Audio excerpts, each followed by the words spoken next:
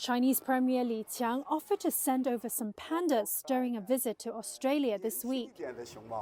It comes as ties between Australia and China improve after a diplomatic dispute that led to China imposing restrictions on Australian agriculture and mineral exports in 2020.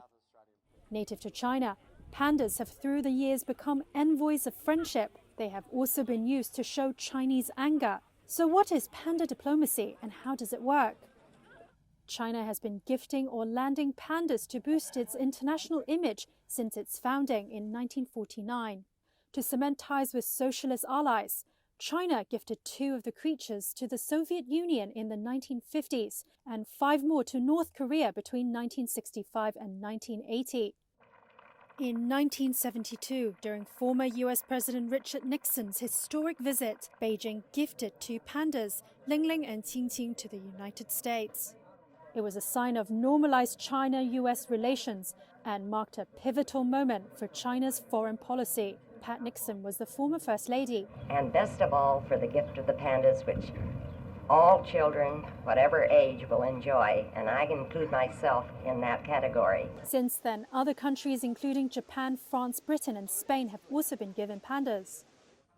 China stopped gifting pandas from 1984 due to their dwindling numbers. It began loaning them to overseas zoos instead, often in pairs for 10 years, with an annual fee up to about $1 million.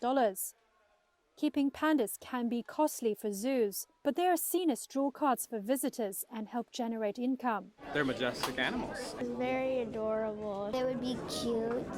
The pandas typically return home to southwest China after the loan agreement ends. Panda cubs born overseas are no exception. They would be sent home to join a Chinese breeding program. China has a history of using pandas to reward their trading partners. A 2013 Oxford University study said the timing of Chinese lease of pandas to Canada, France and Australia, quote, coincided with uranium deals and contracts with these countries. The panda agreements with other countries, including Singapore, Malaysia and Thailand, also coincided with the signing of free trade agreements.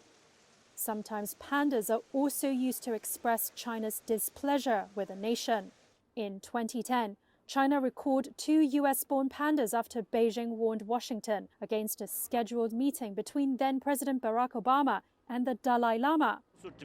Beijing views the Tibetan spiritual leader as a dangerous separatist. In a recent downturn in bilateral ties, Yaya, on loan to the US for 20 years, was returned in April 2023.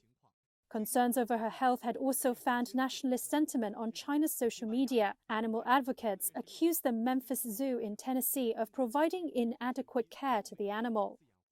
In November last year, 3 other pandas left, leaving only 4 giant pandas on US soil. That month, Chinese President Xi Jinping then hinted that he was open to sending more pandas to the US after meeting with President Joe Biden in California, a gesture seen as Chinese willingness to improve ties. China's domestic conservation programs have seen the status of pandas improve from endangered to vulnerable. There are currently 728 pandas in zoos and breeding centers around the world.